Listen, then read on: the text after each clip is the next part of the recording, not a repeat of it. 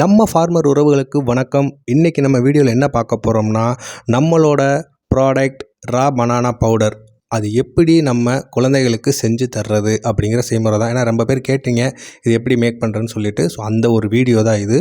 இதில் வந்து பார்த்திங்கன்னா 2 ஸ்பூன் பவுடர் போட்டு அதில் வந்து நல்லா தண்ணி ஊற்றி நல்லா மிக்ஸ் பண்ணிக்கோங்க. இந்த மாதிரி வீடியோவில் காட்டுற மாதிரி. இது வந்து நம்ம செர்லாக் செய்வோம் பார்த்திங்களா, அதே சேம் ப்ராசஸ் தான், வேறு எந்த ஒன்றும் பெருசாக இல்லை. இந்த மாதிரி நல்லா கிண்டிட்டு அதுக்கப்புறமா அடுப்பில் அதை வச்சு கொஞ்சம் நேரம் ஹீட் பண்ணுங்கள். ரொம்ப நேரம்லாம் வைக்கணும்னு அவசியம் கிடையாது. நார்மலாக ஒரு 10 to 20 செகண்ட்ஸ் கூட வச்சு நீங்கள் நல்லா ஹீட் பண்ணிவிட்டு அதுக்கப்புறம் இறக்கிடலாம். இறக்கிட்டு நல்லா அதை வந்து கிளறி விட்டுட்டு அதில் வந்து நம்ம வந்து நாட்டு சக்கரை சேர்க்கணும். நாட்டு சக்கரை வந்து ஸ்வீட்டுக்காக தான் சேர்க்குறோம். நாட்டு சக்கரை இல்லாதவங்க பனங்கல்கண்டு கூட சேர்த்துக்கலாம். நீங்கள் ஒரு 8 மாத குழந்தையா இருக்காங்க அப்படின்னா அவங்களுக்கு ஸ்வீட்டு கூட தேவை கிடையாது. இந்த மாதிரி அடுப்புலேருந்து இறக்குனதுமே அவங்களுக்கு வந்து நீங்கள் ஊட்டி விட்டுறலாம்.